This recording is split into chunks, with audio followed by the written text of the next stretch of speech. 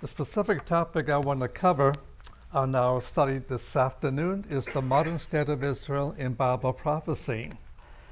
On that specific issue, there are basically 5 perspectives.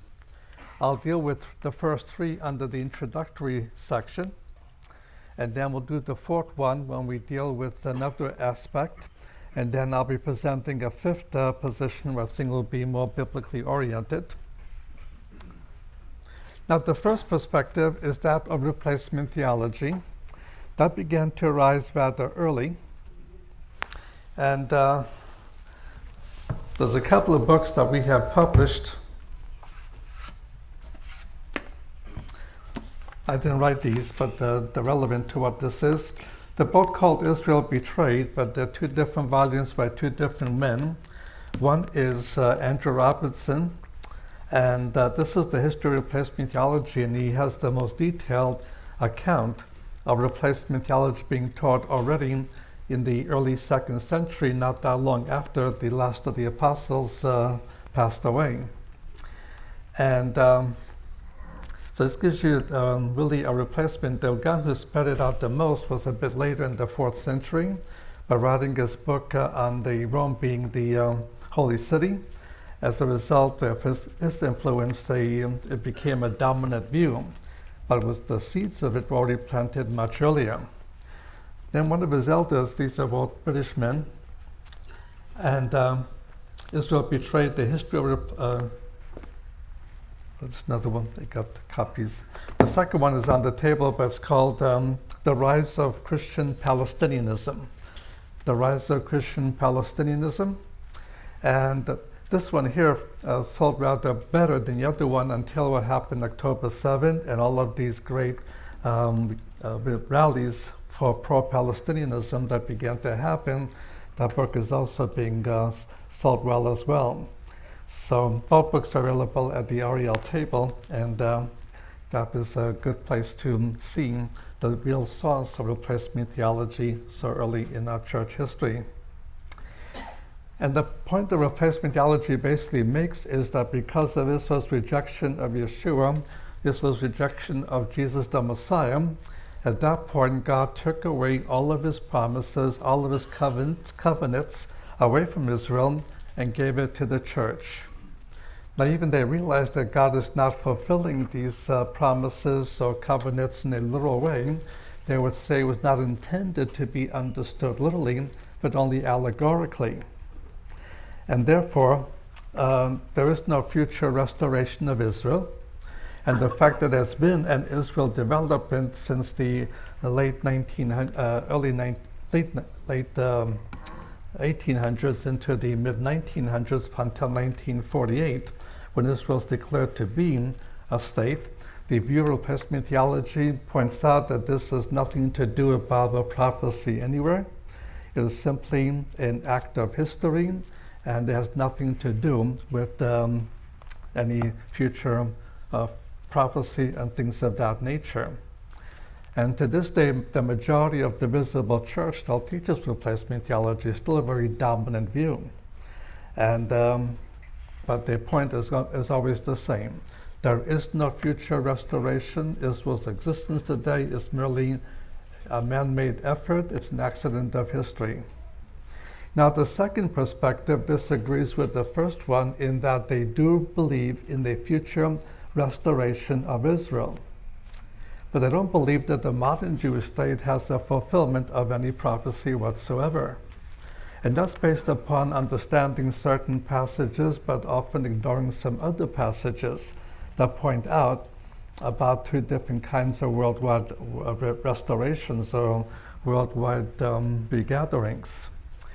And so in the second view, they disagree with the first one. There is going to be a final worldwide restoration of all the Jewish people, of all Israel in the land. However, the modern state of Israel is just a human effort and an accident of history. So on one hand, they disagree with the first view, but on the second side, they disagree on there never being a final restoration. Let's look at 3 examples that we can see why they conclude this as it is. So let's begin with the book of Deuteronomy, chapter 30. the book of Deuteronomy, chapter 30.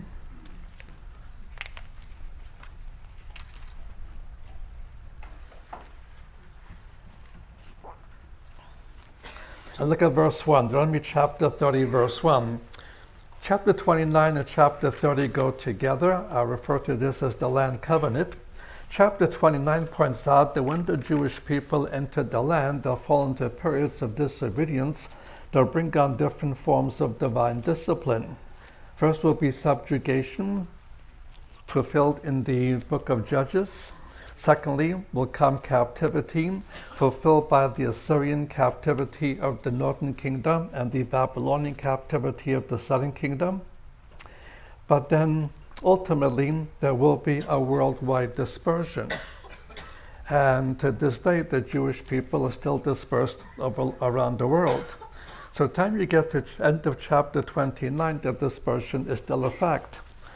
And now, in my early days as a believer, there was a common saying that in fulfillment of Bible prophecy, you'll find the Jewish people scattered throughout the world in all continents except for the continent of the Antarctica. And a person I came to know, he's now with the Lord, heard it in a certain meeting and began to smile and smirk, and he nudged the fellow next to him saying, "That's not a true statement. It's not true that you'll find the Jews in all 7 continents except for the Antarctica. You'll find the Jews in the Antarctica because everyone has heard about the icebergs."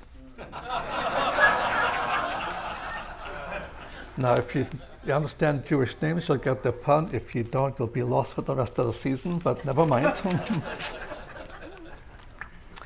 But keep in mind, when Moses wrote these 5 books of his, there were no chapter divisions, there were no verse divisions. These came much later. But so chapter 30 is continuing what he ended up in chapter 29. So chapter 30, verse 1. "It shall come to pass when all these things that come upon you, the blessing and the curse, which I have set before you, and you shall call them to mind among all the nations whither Jehovah your God has scattered you, and shall return unto Jehovah your God, and shall obey his voice according to all that I command you this day, you and your children, with all your heart and with all your soul, that then Jehovah your God will turn your captivity and have compassion upon you, and will return and gather you from all the peoples whither Jehovah your God has scattered you. If any of your outcasts be in the outermost parts of heaven, from thence will Jehovah your God gather you, from thence he will fetch you," and so on to the end of the chapter. And here, notice the chronological sequence, and no matter where the Jewish people are scattered throughout the world, they'll all come to a national faith. They'll finally recognize who the Messiah truly was, accept him as the Messiah, and also plead for his return. And so the sequence is salvation of Israel preceding the second coming and the Messianic kingdom. The salvation of Israel has to precede the second coming and the establishment of the kingdom. And the modern state obviously does not fit that kind of a category. For another example, let's go to Isaiah chapter 27. Isaiah chapter 27.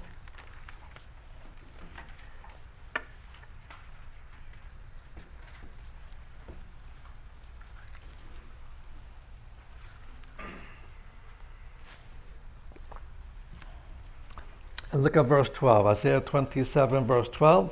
"It shall come to pass in that day, Jehovah will beat off his fruit from the flood of the river unto the brook of Egypt. You shall be gathered one by one, all you children of Israel." Here it provides both the northern and southern border. The northern border is the river, the Euphrates River, and the southern river is the brook of Egypt. Not the Nile, which some people believe it would be, because if the Nile River was the southern border of the Promised Land, the Jews were already in the Promised Land before they ever left Egypt under Moses. But this is more dealing with a wadi, and what is called now the Wadi el-Arish, from the central Sinai extending down, and that will be the southern border. Now keep in mind, even in biblical history, they never possessed and settled in all of the Promised Land. Nor in modern Israel's history have they settled and possessed all of the Promised Land. But a day will come when they will all be brought into. What is motivating them to come back? Look at verse 13. It shall come to pass in that day, a great trumpet shall be blown, and they shall come, the ready to perish in the land of Assyria, and they that are outcast in the land of Egypt, and they shall worship Jehovah in the holy mountain at Jerusalem. Notice what's motivating them to come in is that they have become believers, and they want to come to Israel and to Jerusalem and to worship the God of Israel in the holy mountain, which would be the Temple Mount in Jerusalem. And so the motivation is that they are believers and now want to return to the land. So again, this chronology tends to be the same. That they'll first become believers. They will, as believers, they will then call upon the name of the Lord and call upon Him to return, and that will bring about the second coming and the final regathering of the Jewish people. And notice the blowing of the horn. It's a well-known horn mentioned in Hebrew. It originates back in Joshua's day, because when Joshua was to take over Jericho, for 6 days he marched around the city of Jericho only one time. On the last day he marched around Jericho 7 times. And then the horn was blown, and the walls of Jericho came down. And he was heard to say, "Shofar, show good."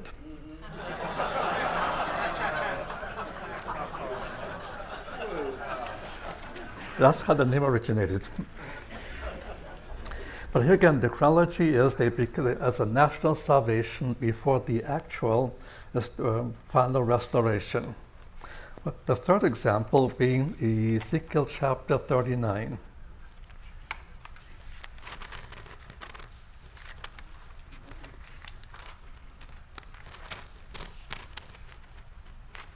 Ezekiel chapter 39, verse 27. Ezekiel 39, verse 27.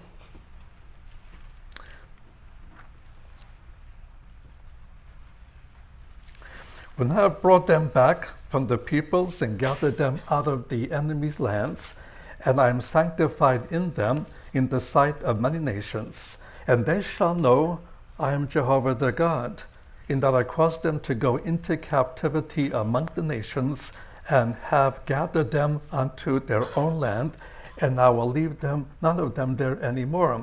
Neither will I hide my face any more from them, for I have poured out my spirit upon the house of Israel, says the Lord Jehovah.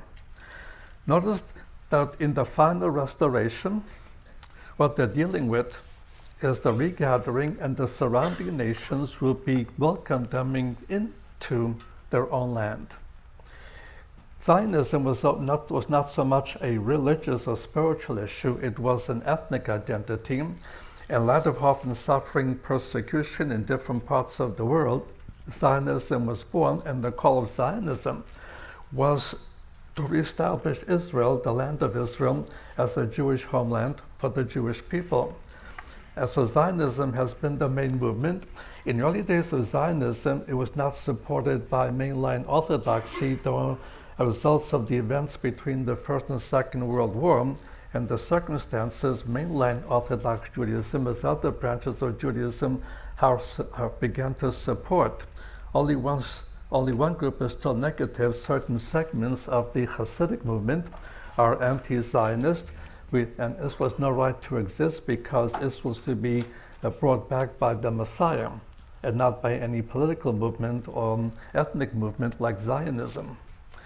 And so you have only one small branch of ultra-Orthodoxy, the Hasidic movement, that largely opposes Israel's right to exist. But mainline Orthodoxy and other branches of Orthodoxy, Reform, Conservative, Reconstructionism, and so on, all these other branches are supporting Israel's right. But again, Ezekiel simply repeats what we saw from Isaiah and we saw from Moses in Deuteronomy chapter 30. That there'll be a national salvation when they recognize who the Messiah is, and then they'll bring about the worldwide final restoration in preparation for the establishment of the Messianic kingdom. So this is the second perspective. These are those who hold to the fulfillment of the final restoration. However, they don't see the modern Israel fulfilling any of these prophecies that we looked at so far, And therefore, they again agree with the first view. This is strictly a statement of accident of history, human method, and there is no prophecy of this present Jewish state. But they do agree on the first one, it's all not the fulfilling any prophecy. Now we have a third perspective. The third perspective is that what we are now seeing is just the beginnings of Israel's final restoration. More and more Jews will be coming back until every Jewish person is back in the promised land. And once all are back, somewhere in the process, they're not all sure exactly when in the process, but there'll be the second coming of the Messiah. And as a result, those who are not yet back will be brought back, and then they will bring about the final restoration and the Messianic kingdom. And when you question them about what about the tribulation that's supposed to precede Israel's final restoration, the response is that the Nazi Holocaust has fulfilled the Holocaust prophecies. And therefore, what was happened under Nazi Germany and under World War II was something that has been fulfilled as fulfilling the tribulation prophecies. So there is no future tribulation. And therefore, all Jews are now required to return to the land as quickly as possible. Now, emissaries of this view like to travel around in telling Jewish people they must return. And furthermore, they also like to come into Messianic congregations and so on to tell Messianic Jews that if they are going to stay in the USA, for example, then it's going to be, they're going to be falling under judgment. To escape the divine judgment, what they need to do is to get back to it, move to Israel, and to do so as quickly as possible. Well, one agent of such a move, when I was a member of a congregation in Los Angeles, actually in Orange County, in California, came to the congregation telling the Jewish members of the congregation that they are disobeying God if they don't move back to Israel right away. And when they asked him about a tribulation, he would give the normal answer. The tribulation passages are to be fulfilled, has been fulfilled, as far as the tribulation is concerned, during the Holocaust. But now, there is no future Holocaust. The Benesco must go back as soon as possible. And when they mention, what about the specific borders that are not exactly the same as the stage, they mentioned the Euphrates River and so on. His response was, well, when Jeremiah spoke about the Euphrates River, and did Isaiah speak about the Euphrates River, that was just a symbol for the Mississippi River here in the USA. And therefore, he was just dealing with it symbolically, and they need to start moving back into Israel. And the congregation we planted years ago in St. Petersburg, Russia, is quite a large congregation. About half of them were Jewish members, Russian Jews, and so on. And members of this view went in and saying, you must leave Russia, you must move back to Israel very, very quickly. Otherwise, your life will be in endangerment, and you will be suffering a special divine judgment for being disobedient from going on. And so you got this third view has done raising a lot of money to help move Jews back to Israel, which is nothing wrong by itself. It's okay to be moving back to Israel. But they try to motivate it by saying that this is what you're required to do. And they totally disregard the prophetic sections of the tribulation, for example, to show that final restoration can only come following the tribulation and not before. So the Holocaust fulfilled all the tribulation prophecies. Every Jew, including Messianic Jews, need to go back at the present time. So these are 3 of the 5 views. I'll deal with some other ones later on. But what all these first 3 categories fail to recognize is that the Bible speaks of 2 different worldwide regatherings, 2 different worldwide restorations. First of all, there will be a worldwide regathering in unbelief in preparation for judgment, specifically the judgment of the tribulation. And as in the tribulation, they'll finally come to a national salvation when all Israel shall be saved. And that's the prerequisite to the second coming. One of the differences between the rapture and the second coming, the rapture is God's program for the church, for the Keilah, for the ecclesia, for the body of the Messiah. But the second coming is God's program for Israel. The rapture has no prerequisites for it to happen. It could happen any moment of time, even today. But the second coming does have a specific prerequisite, which is Israel's national salvation and Israel pleading for the Messiah to return. And so the first worldwide regathering is going to be in unbelief, in preparation for judgment, the judgment of the tribulation. As we shall see, there are passages that speak of this kind of regathering. The second worldwide regathering is what we saw in the first three passages we just read, a worldwide regathering in faith in preparation for the blessings of the Messianic kingdom. Now, how do we establish the first worldwide regathering? Think in terms now of 3 plus 1 plus 3. 3 plus 1 plus 3. We'll look at three passages that speak of a worldwide regathering in unbelief in preparation for judgment. And then the plus 1 will be another passage that will deal with the fourth perspective we have not yet dealt with. And then we shall be dealing with the other plus 3, three other things relevant in scriptures that's relevant to Israel in the first regathering, as Israel in regathering in unbelief. So let's begin with the first three. Let's turn to Ezekiel chapter 20. Ezekiel chapter 20.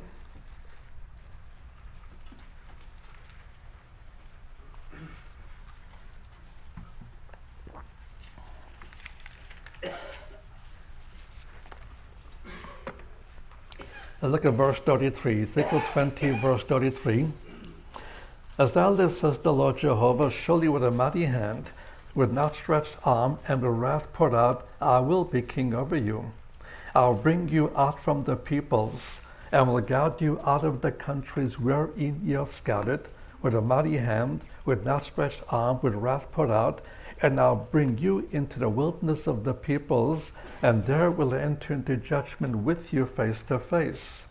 Like as I entered into judgment with your fathers in the wilderness of the land of Egypt, so will I enter into judgment with you, says the Lord Jehovah.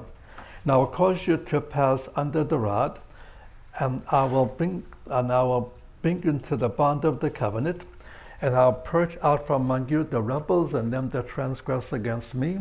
I'll bring them forth out of the land where they sojourn, but they shall not enter into the land of Israel, and you shall know that I am Jehovah. The picture here is of a regathering of the Jewish people to the land in general.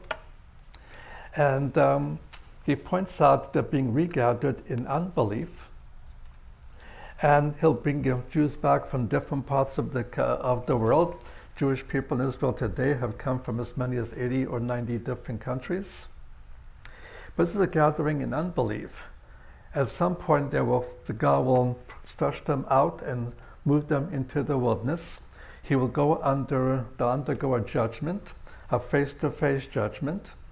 And one by one, some will pass away, some will come to salvation. When it's in verse 37, I will cause you to pass under rod, I'll bring you into the bond of the covenant. That's the new covenant. When the nation as a nation comes into the bond of the new covenant. And so those who do not come into this new covenant will not survive the tribulation. And if you read Zechariah chapter 13, verse 8 and 9, Zechariah 13, 8 and 9, in the tribulation judgments from the midpoint till just before the end of the tribulation, Jewish people are going to undergo severe persecution. In that persecution, 2/3 of the Jewish population will suffer death. But the whole 1/3 that survives, this will be the all Israel that's going to be saved. That's what he references here as well. One by one to be judged. Those who believe will be brought into the bond of the new covenant, and those who fail to believe will not survive this period of time. And but there will be, in this manner, a national salvation that will fulfill a key prerequisite to the second coming. And so this is one such prophecy.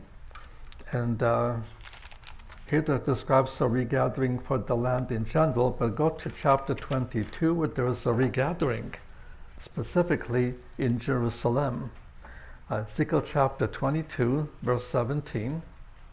Ezekiel chapter 22, verse 17. And the word of Jehovah came unto me, saying, Son of man, the house of Israel is become dross unto me. All of them are brass and tin and iron and lead in the midst of the furnace, and they are the dross of silver.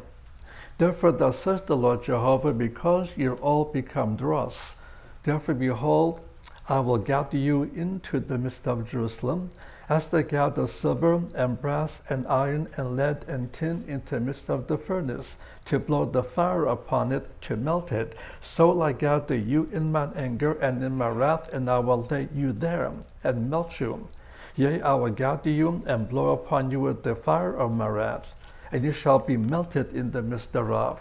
As silver is melted in the midst of the furnace, so shall ye be melted in the midst thereof, and ye shall know that I, Jehovah, have poured out my wrath upon you. Here he focuses specifically on Jerusalem. Again, notice a regathering in unbelief, because they're still filled with all of the impurities that he lists in these verses.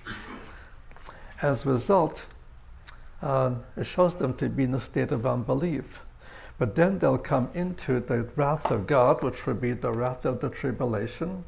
And then, by means of the fires of the wrath, it'll destroy those that will not come to faith. Those that will come to faith will indeed come to faith. And as a nation, they'll be saved, and therefore, this will lead to the second worldwide regathering in faith in preparation for blessing. But note here again that there's a special call for them to come to repentance, because but there is a regathering clearly stated to occur sometime before the tribulation starts. Let's move on to Zephaniah, minor prophet Zephaniah, and look at chapter 2.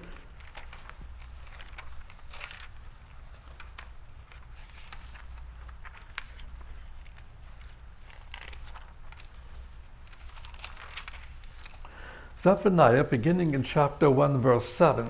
Chapter 1, verse 7 describes a period of time that he calls the day of Yahweh, the day of Jehovah, the day of the Lord.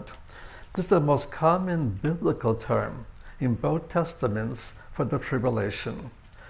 And so the most common term today is the tribulation or great tribulation, but the most common biblical term is the day of Yahweh, the day of the Lord, the day of judgment. And chapter 1 deals with what terrible time this will be, especially for the Jewish people. There are two classes of Day of Jehovah passages, some referring to Gentiles, but this one, like Zephaniah, applies it to the Jewish population. Now, after giving them a picture of what a terrible time that will be, look at chapter 2, verse 1. Chapter 2, verse 1. Gather yourselves together, yea, gather together, O nation that hath no shame. It also often used the word before. Before the decree bring forth, before the day passes the chaff, before the fierce anger of Jehovah come upon you, before the day of Jehovah's anger come upon you. So before the day of the Lord comes, there is a gathering in unbelief. They are in unbelief, and said they are not yet ashamed of their sins, and to bring them into this time of the wrath of God is to make sure they come to a point where they do become ashamed of their sin and sins, and therefore finally undergo the national salvation, which again will be the prerequisite to the actual second coming of the Messiah. So these three passages are not the same as the first three passages we read. In the first three passages, it made clear that there will be a regathering followed by a tribulation that will bring them to national faith. But these passages that we just read give us a slightly different chronology. So gathered in unbelief, they come in that. The first three passages, they come in faith, but in these three passages, they come in unbelief. The first three passages, the prerequisite to the established for the coming of the situation of the tribulation and Israel's national salvation. But these three passages are speaking of the modern Jewish state. Now, what about the plus one? Let's go to Isaiah chapter 11.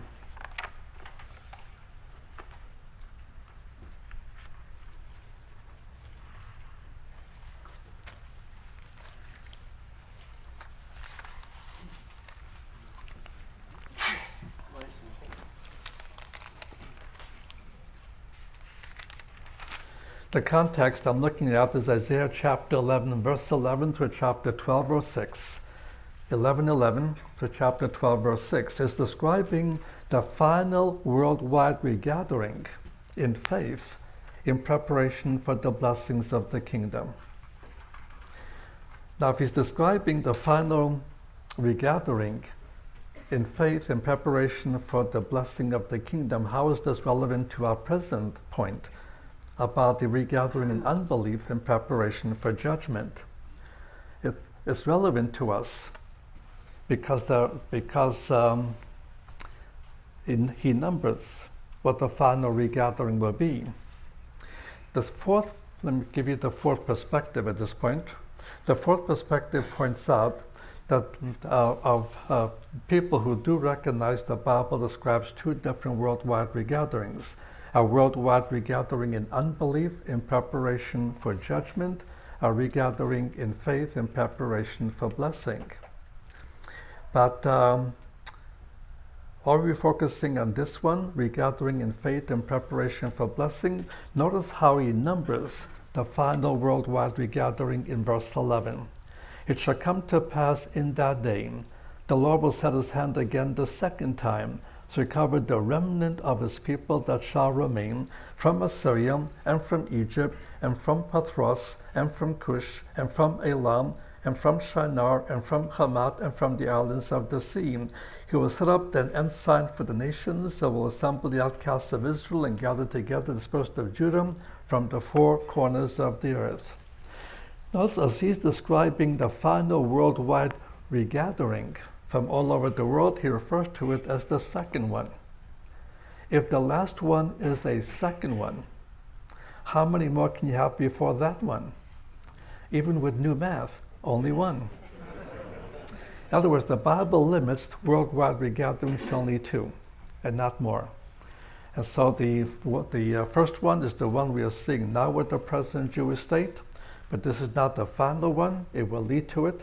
And once Israel undergoes the national salvation and accepts the prophet like unto Moses, then they'll see the second coming in faith as a nation and entering the Messianic kingdom in a faithful position. Now let's go to the other plus three. Let's begin with Daniel chapter 9.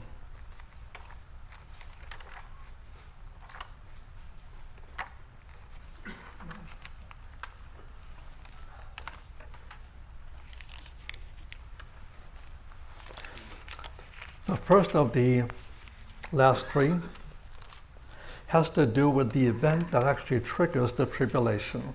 What is the single event that will trigger the tribulation? In Daniel chapter 9, verses 24 through 27, we have his famous prophecy of the 77s, or the 490-year period God has decreed over the Jewish people. That goes beyond our purpose in this study to deal with the details of this passage.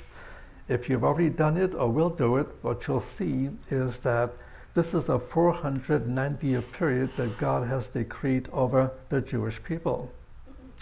And By the time you get to the end of verse 26, the first 483 years of this 490-year period has already been fulfilled in history, coming at the time of the first coming of the Messiah. There's still 7 years left to run of this prophetic time clock over Israel, and that is the last 7 years of the tribulation. And now the question we have to raise is this: what will be the one singular event that will begin the last 7 years taking away? And that brings us to verse 27. And he shall make a firm covenant with many for 1 7. The pronoun he goes back to his nearest antecedent found in verse 26, that about the prince that shall come. The prince that shall come with a different article because he spoke of this one twice before in chapter 7 and again in chapter 8. This is the third reference to what we now call the Antichrist. And the prince that shall come is going to be the one that will make the covenant. But also notice he will come of the same people that will destroy the city and the sanctuary. And in the year AD 70, it was the Romans who destroyed the city and the sanctuary. And the Antichrist therefore will have to be a Gentile of Roman origin. And that will be the prince that shall come. It will not be the rapture of the church that will trigger the tribulation. The rapture will come simply sometime before the tribulation. We don't know when before. Just before, some years before. That part is unknown. And so this is not, the rapture will not trigger the tribulation.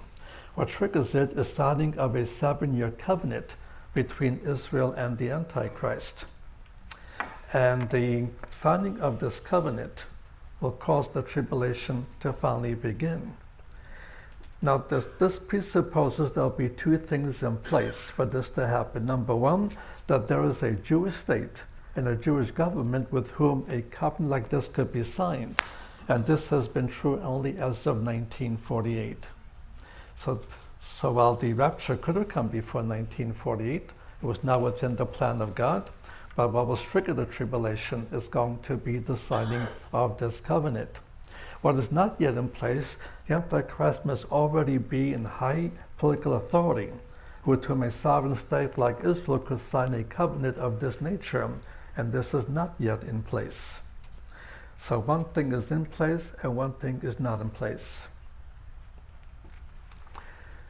Now let's go to the next element, the third temple. I'm going to read 4 passages in sequence, and then I'll make my observations or comments. Back to chapter 9, verse 27. He shall make a firm covenant with many for 1 7, and in the middle of the 7 he shall cause the sacrifice and the oblation to cease. And upon the wing of abominations shall come one that makes desolate, and even unto the full end, and that determined, shall wrath be put out upon the desolate. The second passage is Matthew chapter 24. Matthew 24.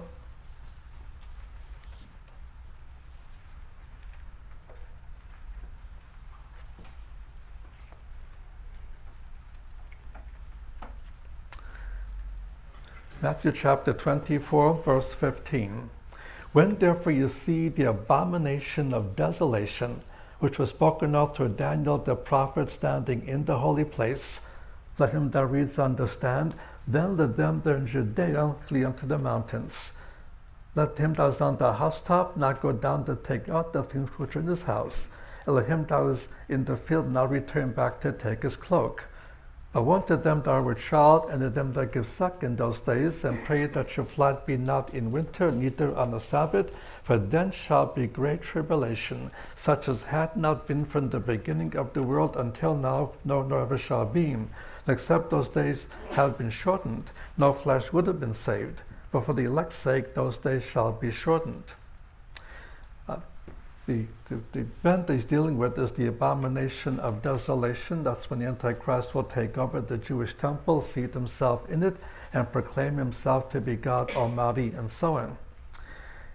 Now, when we had 2 previous presidents, usually in every new president, somebody writes a book trying to prove that that new president happens to be the Antichrist.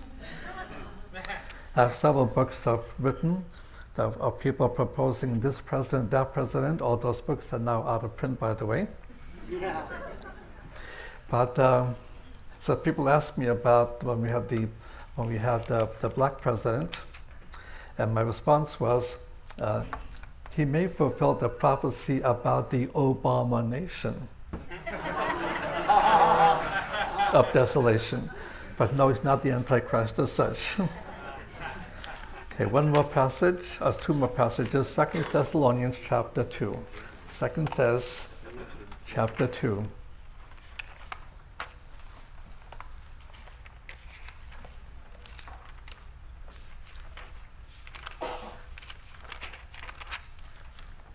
Second Thess chapter 2, verse 3.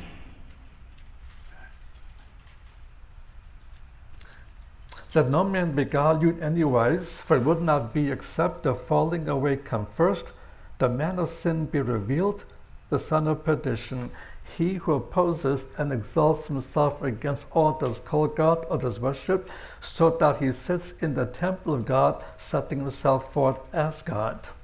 One more passage is Revelation 11.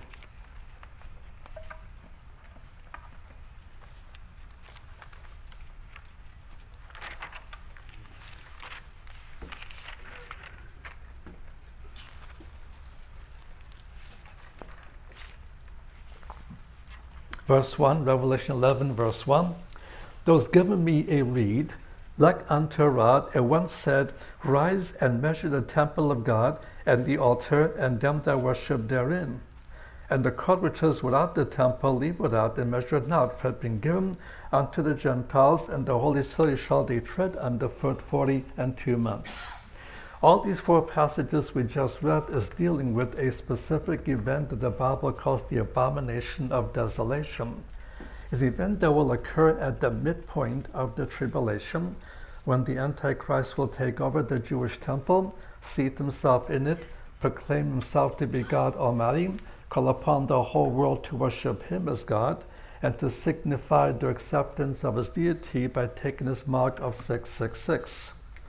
When they hear of this event, the Messiah wants the Jewish people to flee the land, flee into certain parts of exile. I won't go into all the details in this context, but that's when the government will collapse, and some Jews will remain in the land. Many Jews will flee, some to Egypt, some to northern Iraq, ancient Assyria, but a good bulk of them will go to southern Jordan, to ancient Edom, and to the city called Bozrah, where the majority will be there for certain purposes. But what this shows is that by the midpoint of the tribulation, the temple is built and already functioning. And therefore, it must be rebuilt about sometime before the midpoint of the tribulation, and there are two options. One possibility is that it may be rebuilt in the first half of the tribulation. That's one option. Second option might be rebuilt even before the tribulation starts. We cannot make it more exact than that, because the Bible doesn't give us the choice of those two, but it must be rebuilt either before the midpoint or before the tribulation even starts. And that is when at the midpoint is when the abomination of desolation will occur, and the Antichrist will begin his worldwide takeover. Now, people have been asking a couple of questions. What about the Ark of the Covenant? Don't they have to find the Ark of the Covenant before the temple can function? And there are Christian groups searching for the Ark of the Covenant. And in their history, they found the Ark of the Covenant in 3 different places, all of them wrong. We do not know what happened to the Ark of the Covenant. The Ark of the Covenant was a box overlaid with gold. It was taken. It was something happened with it with the Babylonian destruction in 586 BC, and it was not necessary to have the Ark for the temple to function. The second temple was built, and functioned for about 6 centuries with no Ark of the Covenant. What they did was take a foundation stone from the Solomonic temple and put it into the Holy of Holies, and the blood was sprinkled upon the foundation stone. And so there's no need for the Ark to be found, and I doubt it will be found. And when the Messiah builds his temple, it will not have the Ark of the Covenant, according to Jeremiah chapter 3. So we should keep that in mind. It was a Jewish temple which functioned for 6 centuries without any Ark of the Covenant. And then the question is about the red heifer. The details of the red heifer is in Numbers chapter 19. Numbers chapter 19.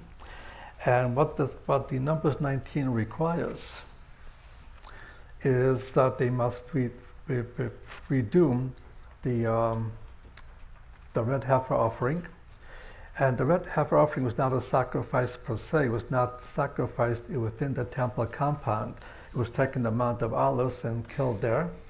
And then they would burn the red heifer to ashes, and then they would mix it with the oil in order to cleanse the priesthood to be able to function. So when they rebuild the temple and the priesthood has to function, they need to have the ashes of the red heifer and use it. Now in Mosaic law, it was simply requires a mostly reddish brown reddish brown calf or cow. But however, in rabbinic law, which was added much later, it cannot have more than 2 white hairs, and it cannot have more than 2 black hairs. A number of years ago, there was some excitement that they have the red heifer, but they didn't really have it. And what happened was a Texas rancher who had several red heifers who was perfect. He shipped them to Israel, and you would think that would finally solve the problem. Except another problem with rabbinic law. For the calf to be kosher, to be the red heifer offering, then it has to be killed in Israel, and the calf has to be born in Israel. In other words, it cannot be born in Texas. It has to be born in Israel. It has to be a Jewish cow, not a Gentile cow.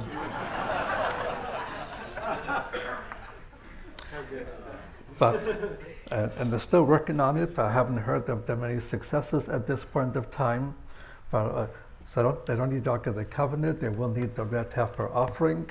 By rabbinic law, it makes it rather stringent, but eventually, from biblical prophecy, we know it will occur. And now the last point of the last 3, let's go to Ezekiel chapter 38.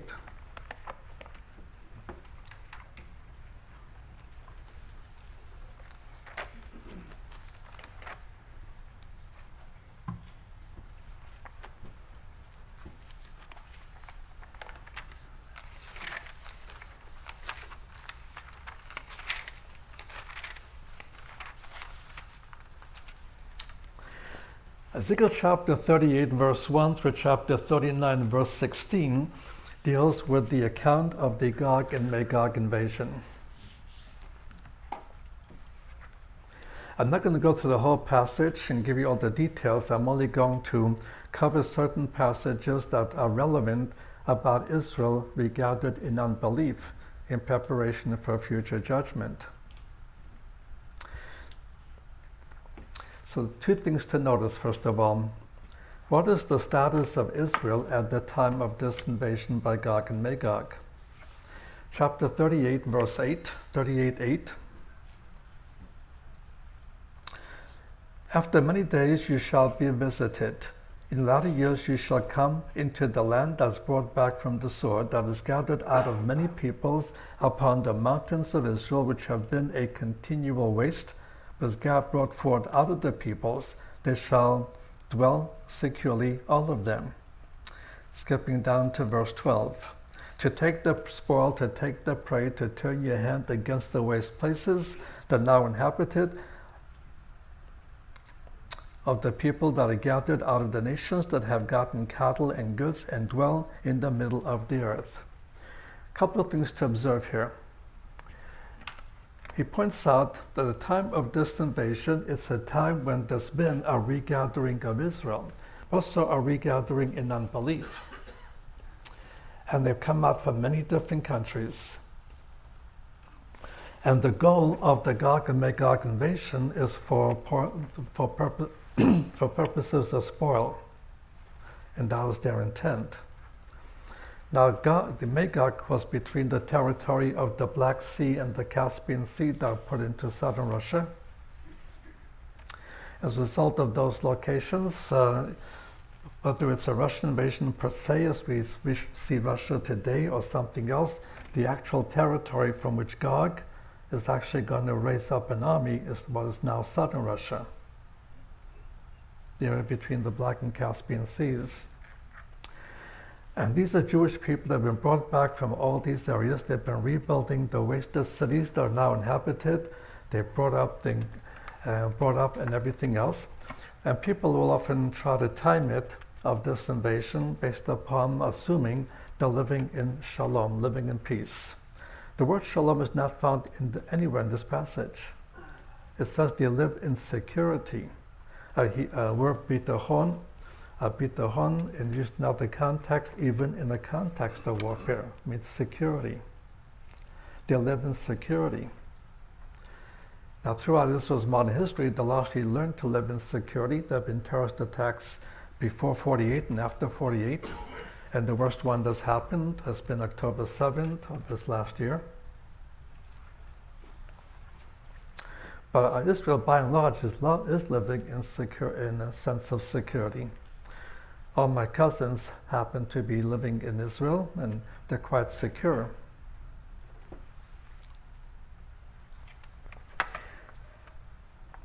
So what this shows is that this prophecy could not have been fulfilled before 1948, because there was no such Israel that's described here before 1948.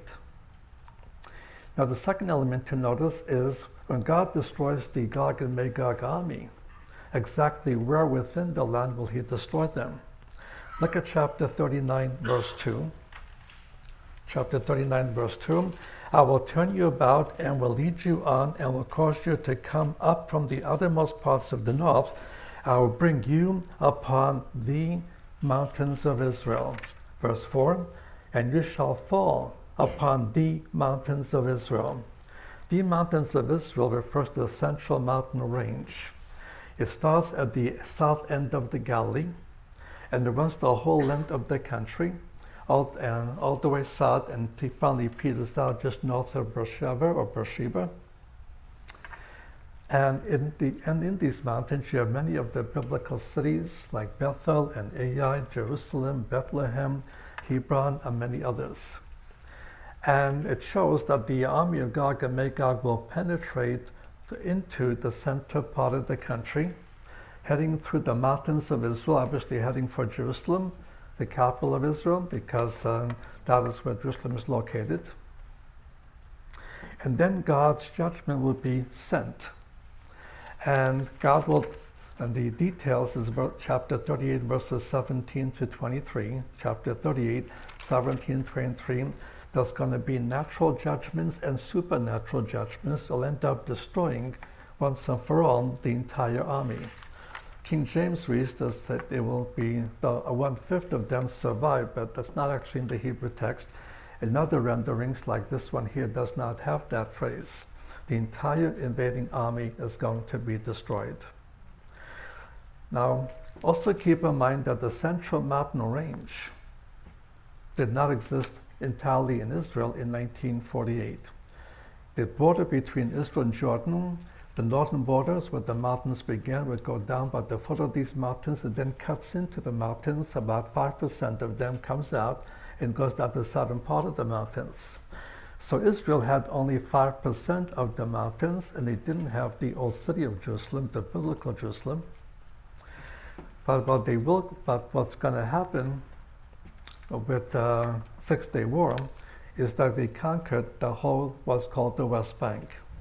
They captured the whole area, and now also have the old city.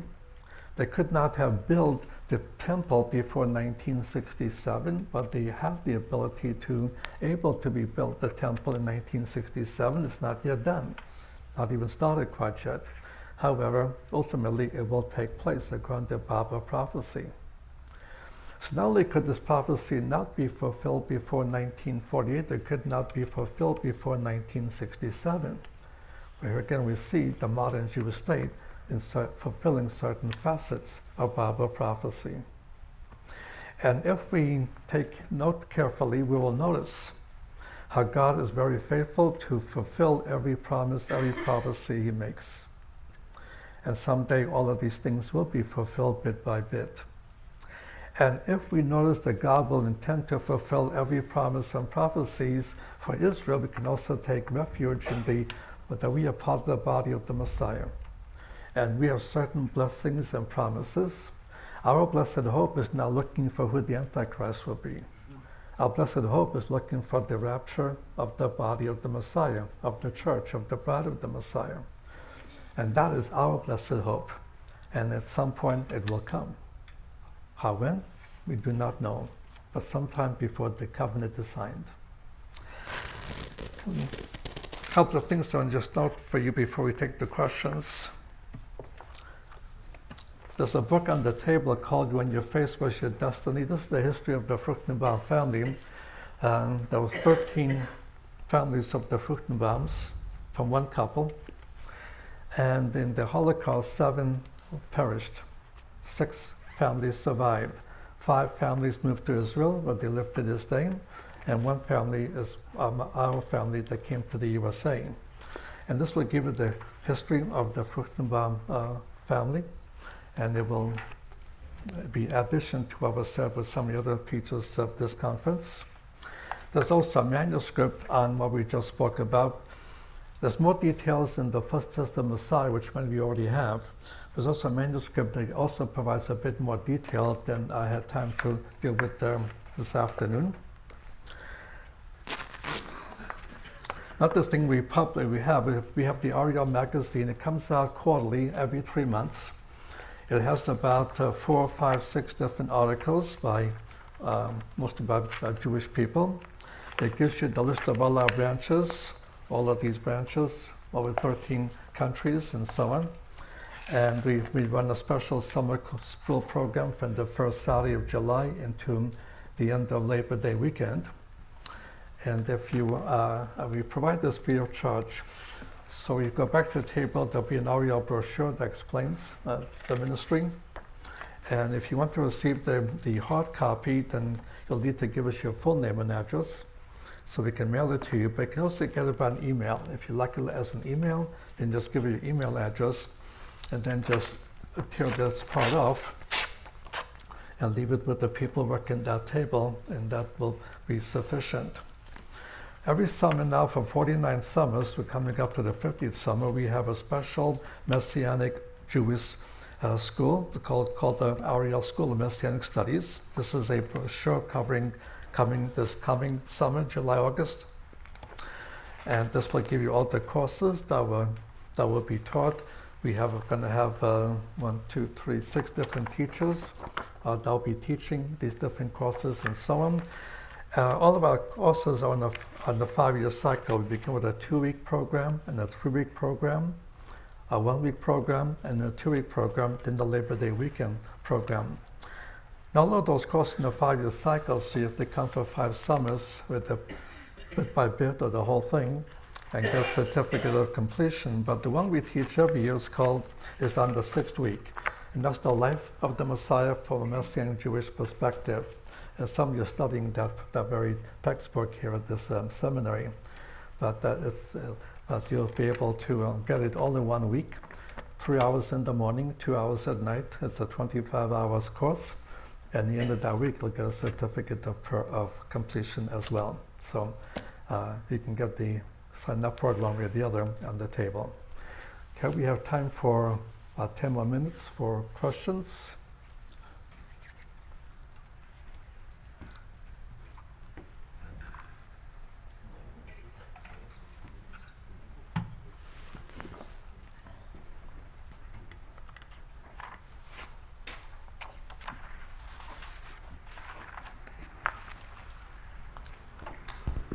All right, do we have any questions? Anybody have any questions? I think we need to turn that volume down. Turn that volume down just a little bit.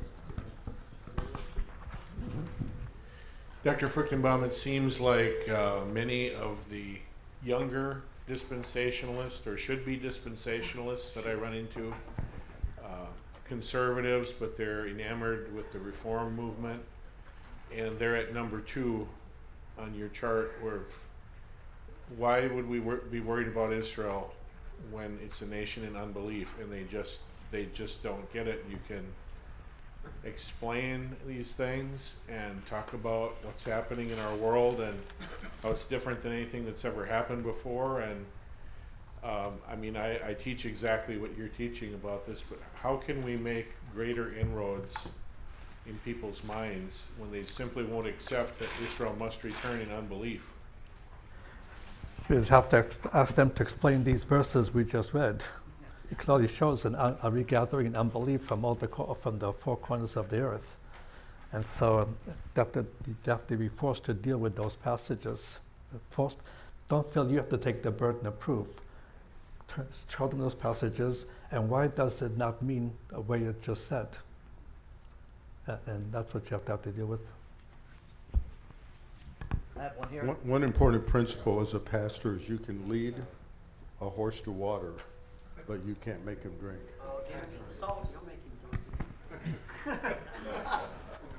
Dr. Fruchtenbaum, here to your right, far side here, next to the tall gentleman. Yes. All right. Thank you very much. Again, I appreciate your presentation as always. My question is concerning the land promise, especially in light of the previous question. Many of those in the Reformed movement, covenantal theologians, and these younger covenantal guys coming out of seminaries believe that all of the land promises from the Lord to Israel were fulfilled in Joshua 21 verses 43 through 44, where it says that Jehovah gave all the land he promised, Israel possessed it, and they lived in it. How do we combat that view? And I think it's a false view, obviously, but how would you combat that view that is growingly prevalent today? Just turn to that Joshua passage. Are you at it? Joshua 21, 43 through 44. Let's go back a little bit earlier. Okay, Joshua 11, first of all.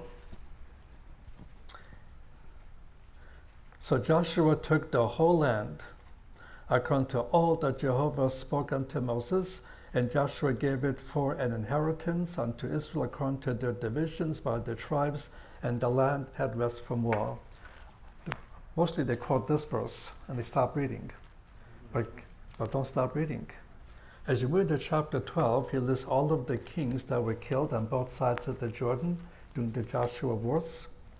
And now look at chapter 13, verse 1. Now Joshua was old and well stricken in years, and Jehovah said unto him, You are old and well stricken in years, and there remains yet very much land to be possessed.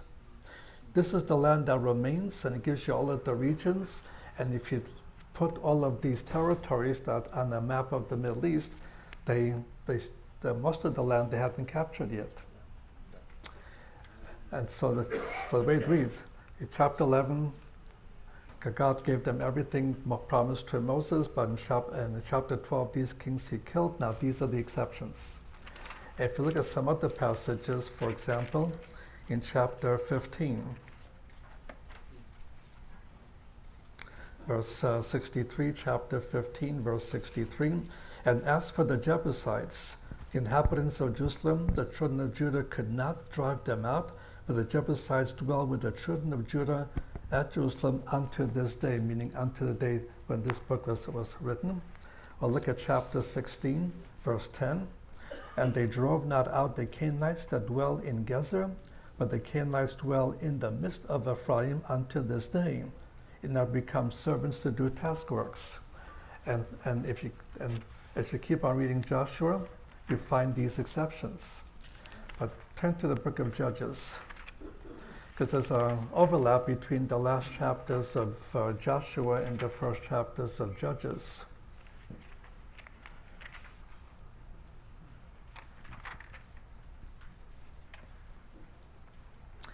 And as you go through chapter 1, notice, and Manasseh, verse 27, Manasseh did not drive out the inhabitants of Beth Shean and its town, nor of Taanach and its town, nor the inhabitants of Dor and its towns, inhabitants of Iblaim and its towns, nor the inhabitants of Megiddo and its towns, but the Canaanites would dwell in that land.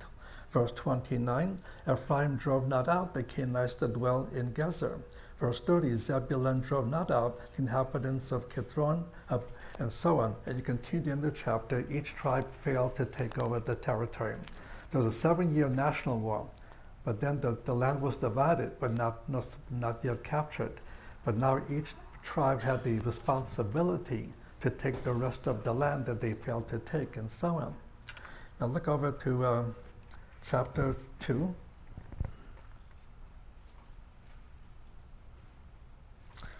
Look at verse 20.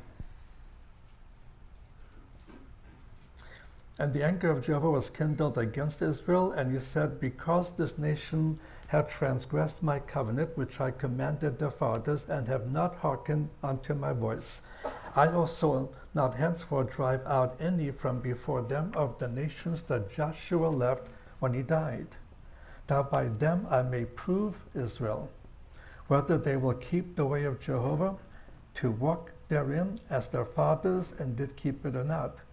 So Jehovah left those nations without driving them out hastily, and then notice, neither delivered he them into the hand of Joshua. So you got to show them the context of Joshua and the context and the correlation with Judges. Yes, but they just pull out a verse and ignore the context around it. But that's how you deal with them.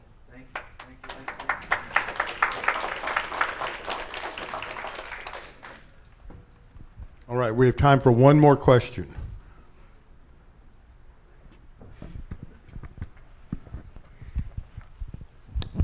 Thank you. Arnie, I noticed when your recap of the verses about the regathering, possible regathering, you didn't mention anything about the fig tree in Matthew and Luke. Can you elaborate on whether you think that's relevant? I can't cover everything in the top of my head. But because the fig tree, but the point out, it doesn't, the Greek word that is used there does not necessarily mean forever, but leads to a certain point of time. And the promise says that he's using a parabolic message, but when he makes the clear messages, he does speak of a final restoration of Israel. Yes, Israel got cursed, they got dispersed from the land, and they would suffer persecution in their whole history. But if you read Leviticus 26, through on read chapters 28, 29, and 30, while during the worldwide dispersion, they'll come to faith and be regathered. That's the prophecy. Thank you very much, Dr. Fruchtenbaum.